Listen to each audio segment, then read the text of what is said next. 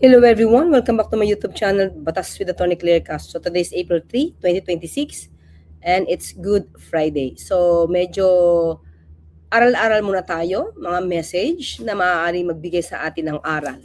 Okay, mga ka-clear, I hope okay ang ating audio. At meron tayo ulit mula kay Miss Herbie, After Hours. Okay? Ito kasi maganda yung nakita ko na message niya na pag sobra mong pinipraise o pinupuri ang isang taong wala naman palang kakayanan, pero pinapatuloy mo na i-praise siya, siguro dahil gusto mo siyang iangat, hindi pala siya nagiging maganda dahil masyado siya nagiging kampante to the point na akala niya magaling siya when in fact hindi. At yun ang delikado. Tapos, akala niya magaling na siya dahil kakapuri sa kanya hanggang sa mag-aasam siya na siya yung pinakamataas na leader sa isang kumpanya, sa isang school, at sa ibang mga opisina. Yun ang delikado. Dahil akala niya magaling siya, yun pala, pagdating niya, wala pala siya maiambag. Yun ang magiging problema sa mga susunod na araw. Okay, pakinggan natin to mga ka-clear ha. I-share ko muna sa inyo. Maganda to eh. Too much attention can make a donkey think he's a lion. Praise is powerful, but it's dangerous when given to the undeserving. Some people grow arrogant because everyone keeps telling them there's something they are not. Diba? Ginagawa mo, diba? Ito lang yung kakayanan niya. Ito lang ang kaya ng utak niya, ito lang ang kapasidad niya. Pero ibinibigay mo sa kanya, kakaboost mo ng mga kapasidad na wala pala sa kanya. Ang ginagawa mo nga daw yung isang donkey na isang leon. When in fact, hindi siya leon. Dito sa atin, ginagawa mong agila, pero sisiw lang pala. So ito ngayon, si sisiw or si donkey, dahil kakaboost mo, kakapraise mo na magaling, malinis, matino, mahusay, matalino. Yung pala lahat ng kumbaga assets, attitudes, behavior, characteristics, wala pala sa kanya yun. Pero dahil pinasok mo ng pinasok sa utak niya, naniwala siya. Dahil naniwala siya, nag-aspire na siya na mag-astang leon o mag-astang agila. So kung yan ang magiging leader, wala palang kakayanan, yun ang magiging delikado. Saan mang organisasyon, saan mang pamumunuan niya, opisina, school, bansa. Kaya nga, sinasabi dito, yung sobrang pag-praise o pagpuri sa mga taong undeserving, delikado. Tuloy natin. True strength doesn't need constant applause. Yung totoo mong lakas, di kailangan lagi kang pinapalakpakan. Di ba? Tunay na leon, hindi kailangan sumigaw para malaman ng lahat kung sino siya. Don't confuse. Kaya nga, di ba? Kung totoo kang leon at totoo kang magaling, di mo kailangan ipangalandakan o di kailangan ipangalandakan ng mga trolls mo. Sila lang ang nagpo-push sa'yo na magaling ka eh. Sila lang ang nagpapakita at nagsasabi sa mga tao na magaling ka. Iniingay nila. When in fact, sa bawat salita mo, hindi ka leon, hindi ka agila. Diba? So, Attention for greatness. Because of that, sa ingay ng mga trolls mo, nagkakaroon ng confusion. Pati ikaw, nakukonfuse ka. Magaling ka ba o hindi? Yung mga tao nakukonfuse din. Magaling ka ba o hindi? Dahil meron silang ginagawa mga fake news para lang iangat ka. Daling ka sa pedestal. Diba? Delikado yun. Napaka-delikado nun. Lions know who they are. Donkeys just hear the echoes. Diba? Ang lalim, diba? Kung totoo kang leon at totoo kang agila, kahit hindi yan ipagsigawan ng mga bayarang trolls or mga kaamiga, kaalyado, malalaman at malalaman ng tao yan. Pero nangyayari, mga ka-clear, yung kahinaan ng isang tao,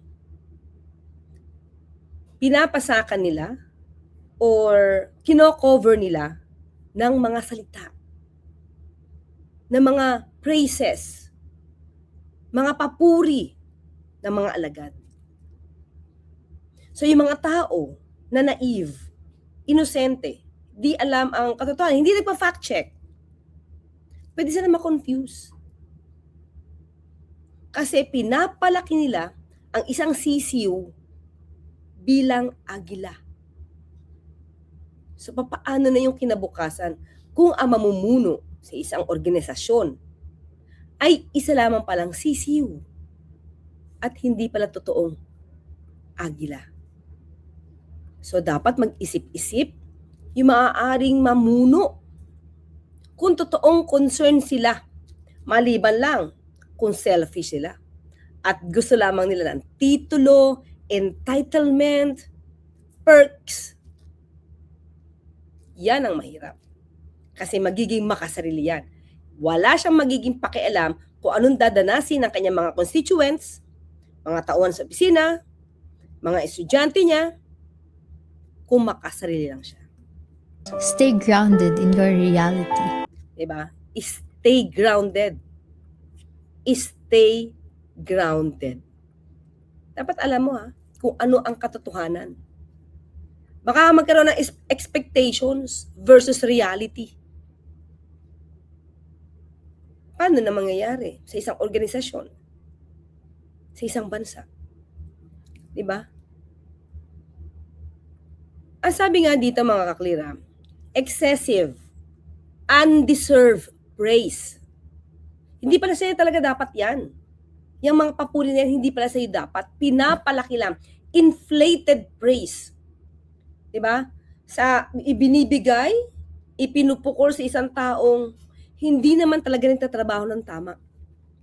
Diba? May epekto. Diba? Kung ibinigay mo to sa taong hindi pala nagtatrabaho ng tama, ito ay pwede magkaroon to ng distraction. Can be psychologically and professionally. Diba? Sabi dito, given to someone who is not performing well can be psychologically and professionally destructive. Diba? Nabuboost mo yung ego niya. Pero hindi pala siya yan, magba-backfire yan. Magba-backfire yan. Malamang sa magiging constituents niya. Kasi kung selfish siya, di niya iisipin ang pag-backfire sa kanya. Dahil kahit wala siyang alam, magpupukpok lang yan na magpupuk ng tao, bahala ng tao magtrabaho for her, although siya yung leader, pero wala siyang alam. Diba? So, yun ang magiging problema.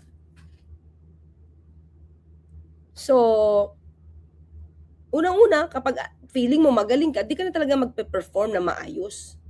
Kasi kala mo magaling ka eh. Pakita natin ito mga ito lang sample siguro ha. Ano ako ibibigay? Ito to. Sample natin to. Kaka-praise mo, yung pala walang alam.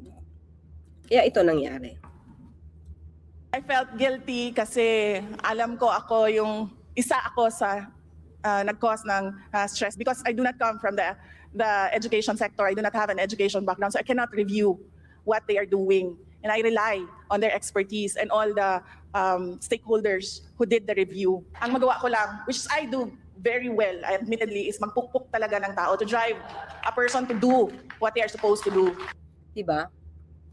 Pinuri mo ng pinuri na magaling, inako yung trabaho na maging DepEd Secretary, naniwala ang lahat na kaya niya. Yung pala, wala siyang kakayanan. Ito yung sinasabi na maaaring sisiw ka, pero ginawa ka kasing agila. Thinking kaya mo. So, ang magiging result talaga niyan mga ka-clear. Sabi dito, pakita ko na lang. Para may konteksto tayo. Yan. The person, addiction to praise. The person may become dependent on constant validation to function, losing interest in the task itself. Diba nakita nyo? Nagigilty nga daw siya kasi wala siya naiambag. Hindi niya na-review. So nag-relay lang siya doon sa mga tao na eksperto. So, kung lulukuhan ka ng mga ekspertong ito, hindi mo rin alam. Kasi ba't? Di mo alam yung subject matter. Diba? Yun ang magiging problema. Kasi since hindi mo alam yung ginagawa mo, pero pinipraise ka na magaling ka, tapos pinababayaan mo lang yung ibang tao, kasi wala ka na interest magtrabaho Hayaan mo na lang yung iba. Pero yung totoong trabaho, hindi pala sa'yo. Hindi mo man lang na-review. Kahit aminin mo pa dyan, since ikaw yung pinaka-leader dyan, sa'yo pa rin yung praise. Diba? Ito. Ay mangyari dyan, anxiety and pressure. Diba? Excessive praise sets a high standard that a person knows they did not meet. This creates anxiety. Diba? Ayun yung masabi niya Nagigilty siya. Bakit? Kasi wala siyang alam. Kasi pinuri na kaya, yung pala walang alam. So, this creates anxiety.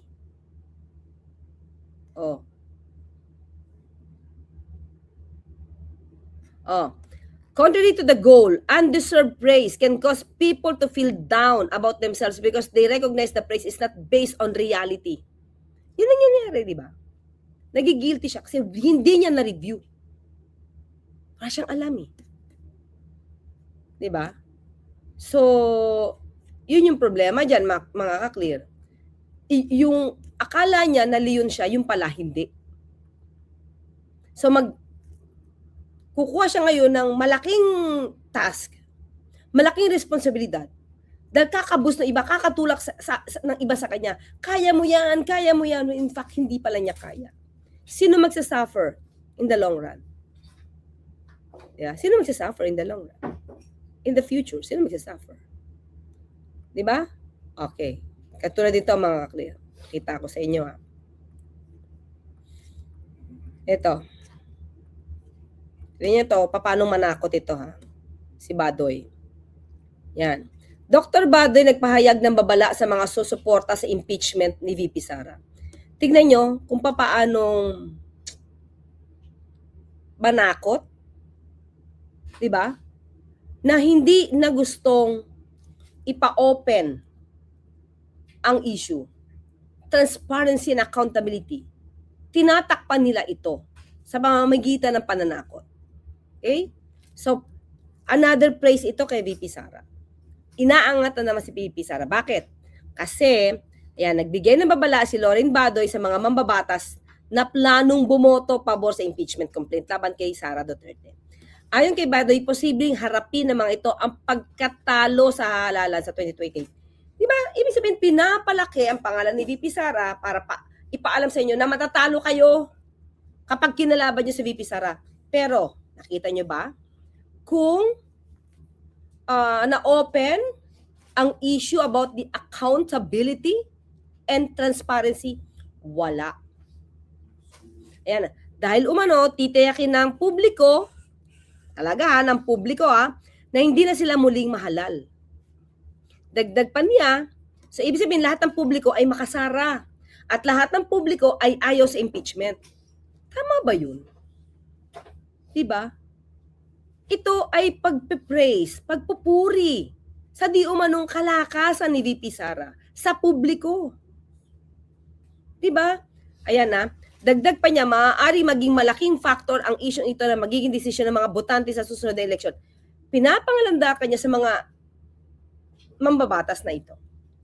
Wag na wag niyong kakantiin ang si VP Sara. Wag na wag niyong mai-impeach si VP Sara. Otherwise, hindi kayo iboboto ng mga Pilipino. Diba? Lakas. So dito, ipinapapaniwala niya si VP Sara na agila ka. Hindi ka donkey, leon ka. Diba? So, I mean, excessive praises to, mga ka-clear. Diba? Undeserved. Undeserved praise ito. Yan o. Pero, diba? Para sinasabi niya dito, wag na wag niyo sasalagin si VP Sara, otherwise hindi kayo biboto ng taong bayan. Diba? Pero ano nangyari? Ano sabi dito, mga ka-clear? Ito yung example lang ng undeserved praise at medyo fake news. Ito sabi VP Sara endorsement, kiss of death. Antipolo candidate gets only 12,054 votes. Diba? Ito yung sasabi natin Kapag sobra kang magpuri, tapos wala palang katotohanan, lalabas at lalabas ang totoo at magiging cause ito ng anxiety. Kaya nga siguro yung iba, desperado na manira. Desperado na sila mag-fake news kasi nagba-backfire sa kanila yung pagsobra nilang pagpuri sa mga Duterte. Ayan Ilakyan natin para mabasa natin Okay, lakyan ko. Ayan, okay. Ayan. Presidential Advisor on Poverty Alleviation Larry Gadon said the loss of the candidate in the special election in the 1st district of Antipolo, sino nga dating yung si Acop, no? Ang namayapang si Congressman Acop. Alam naman natin medyo hindi siya gusto ni VP Sara, no? Si dating Congressman Acop. Bakit? Kasama to sa hearing na nagbubunyag ng mga actually si Congressman Acop nakahuli kay Mary Grace Piatos. Siya ang unang nagbunyag kay Mary Grace Piatos. Hindi pa nga COA si Congressman Acop. Kaya medyo hindi niya type. Kaya kinalaban niya ni VP Sara na meron siyang kandidatong iba. Ayan. Ang kandidato niya ay si Reden Liaga. Diba? Dr. Philip Bong Acop won the election 60,051 votes as compared sa 12,054 votes, mga ka-clear. So, paano yung sinasabi ni Badoy? Nananakot, di ba? Nananakot siya para yung mga kakandidato ulit ay huwag kalabanin si VP Sara at huwag nang pabuksan ng issue at all. That's the point. So, di ba parang hinaharang nila yung truth? Hinaharang nila yung accountability ni VP Sara sa pamamagitan ng kanilang mga pananakot. Di ba? Pinapalaki nila yung ulo ni VP Sara na malakas ka sa taong bayan, ang tao sa'yo.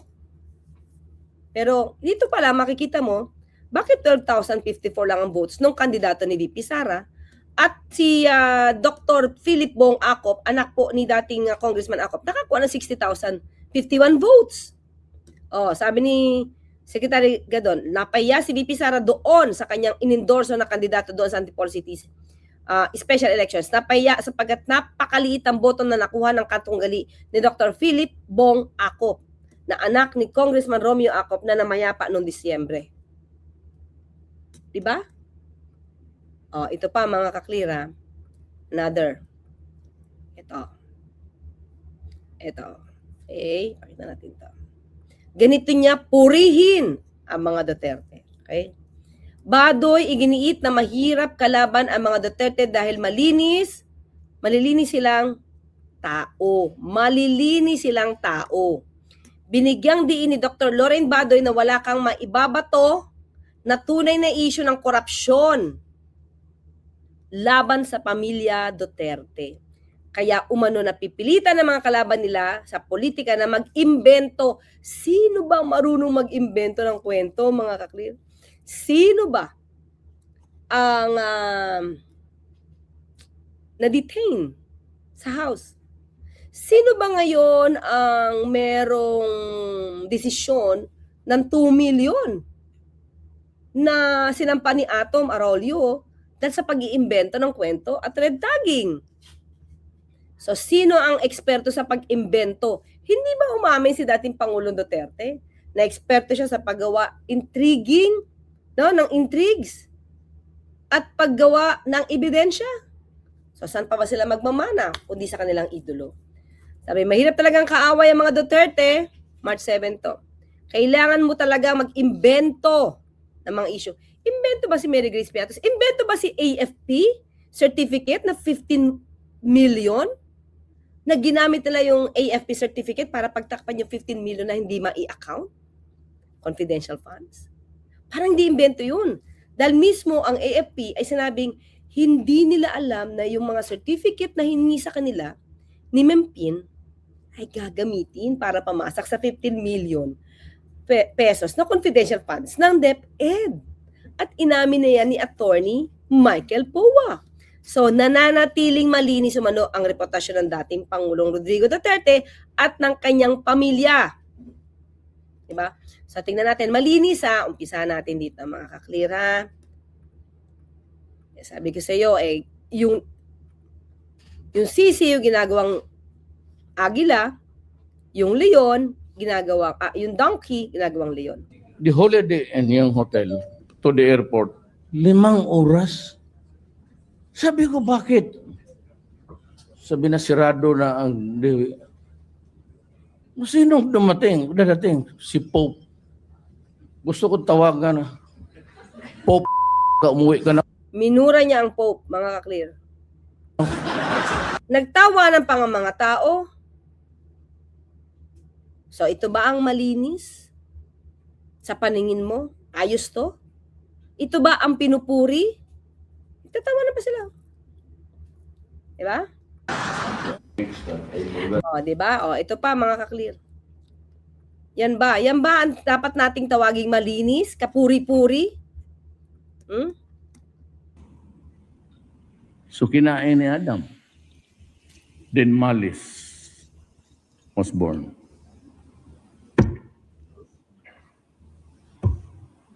Who is this stupid God? Stupido talaga itong putang akong ganun. Diba? Oh, ito pa mga kaklira. Sabi niya walang issue ng korupsyon. Okay?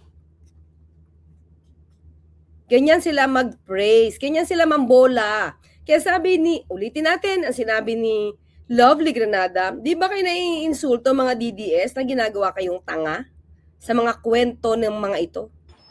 I can explain very well legit explanation, but hindi naman ganun kalaki.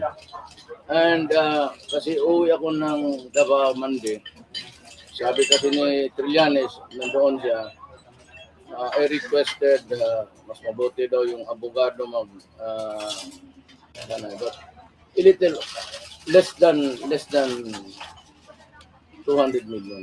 O, di ba? Meron siyang little less than 200 million. Inadmit niya, mga kaklear. Ha?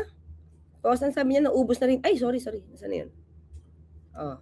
Hindi naman ganun kalaki. Sir, magkano po lahat po?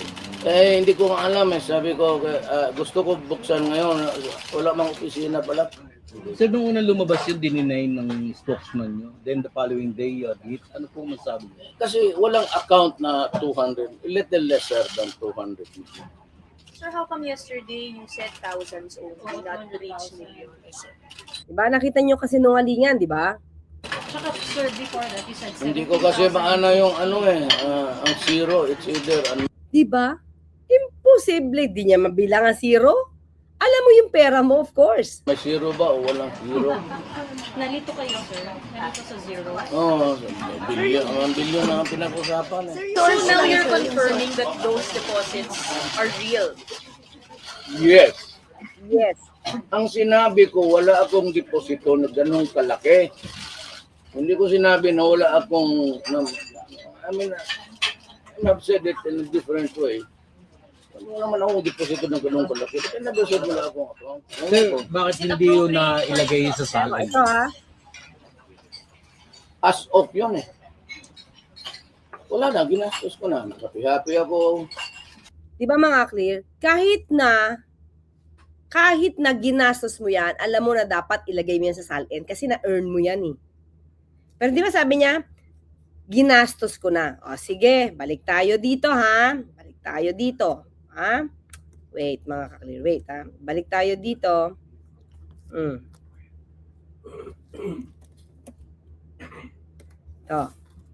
Ito, sabi niya, nagastos niya na. So, ikumpara natin dito, mga ka-clear.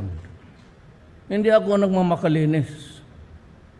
Marami rin akong nanakaw pero naubos na. Oh, So, wala na. di ba? A little 200 million, naubos niya na rin. Pero hindi niya nilagay sa SALN. So, ganun din bang ginagawa ni VP Sara? Nag-earn siya? Dahil inubos niya na, hindi niya na ilalagay sa SALN niya?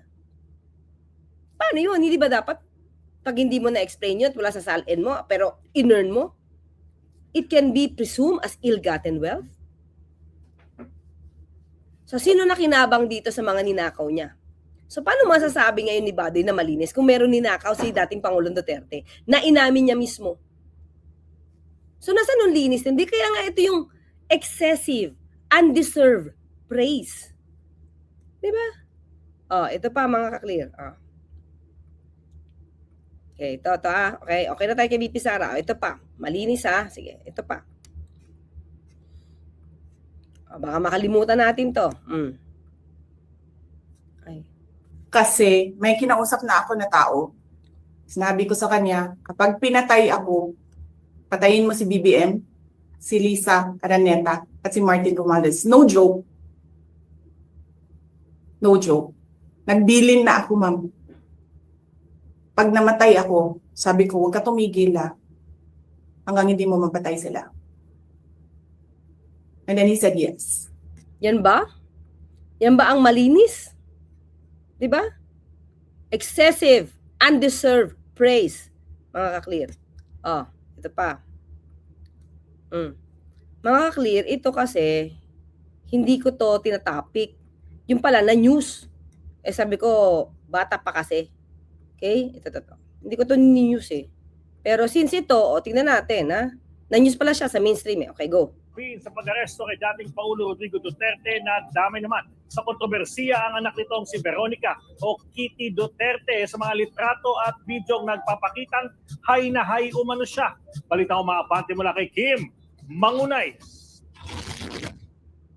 Sa gitna ng kontrobersiya sa war on drugs na ipinatupad ng administrasyon ni dating Pangulong Rodrigo Duterte, pinag-uusapan ngayon ang anak nito na si Veronica o Kitty Duterte. Ilang post kasi sa social media ang lumutang kung saan high o nakagamit di umano ang anak ng dating Pangulo. Taliwas ito sa kanyang ama na inaresto noong Martes at inilipad patungo sa International Criminal Court dahil sa implementasyon ng madugong kampanya o illegal na droga. Kaya naman maraming netizens ang pinagpiestahan ng mga larawan at video na mula umano sa dump account ng dating presidential daughter. Wala pa namang payag ngayon si Veronica o kahit sino sa mga Duterte kaugnay sa binabato sa kanyang aligasyon. Bukas din ang abante sa panig ni Kitty kaugnay sa issue. O, di ba mga ka-clear? Tingin ko dapat itong bususiin nila. Yung mga DDS. Oh, na-news na to sa mainstream. Yan, nasagot na ba yan? Bilisan natin ng konti. Yon, di ba? O wala tong sound mga ka-clear. Pero alam natin na ang pinagmulan nito, ang isa rito ay isang pimp. Whoops! Ang pinagmulan dito mga ka-clear, babae. Diba? Nag-hire sila ng mga babae. At itong lalaking to ay ang pimp. Diba? Ngayon, parang meron dito na nagkaroon ng hindi yata pumayag yung isang babae, tapos ayaw bayaran. So, nagalit, bakit daw babayaran, at chuchu, blah, blah, blah, ganon. Diba? O, diba? O. Ito ba ang malinis, mga ka-clear? Tingnan mo, uuntugin pa yan eh. Yan ako, ayun, diba? So, marami pa yan. O, pwede lang tumingin sa iba. Okay? So, kaya nga sabi natin, mga ka-clear, ang excessive praise, tapos undeserved palang bigyan ng praise. Nasabing malinis, hindi naman pala. Nasabing hindi corrupt, pero umaming corrupt. Lumalaban sa illegal na droga, when in fact, yung anak di umano, ang siyang gumagamit Maski na si dating Pangulong Duterte, umamin, di ba? Umamin. Fentanyl, high daw, high. Cloud9. At saka marijuana. To keep him awake. Wake and bake. Di ba? Sabi niya. Inamin niya yan. So, yung pinapahid nila sa ibang tao, sila gumagawa eh. Di ba? Okay mga ka-clear, yun lang. Kaya ang aral dito mga clear, huwag ipakilalang agila kung sisiw lang pala. At huwag gawing leon ang isang donkey lang pala. Kasi maniniwala siya na magaling siya when in fact hindi. Okay mga clear, paano hanggang sa muli, magkita at magkarinigan tayo. Ako po sa Atty. Claire Castro, nagpapaalalang, huwag tulugan ang inyong karapatan. Bye!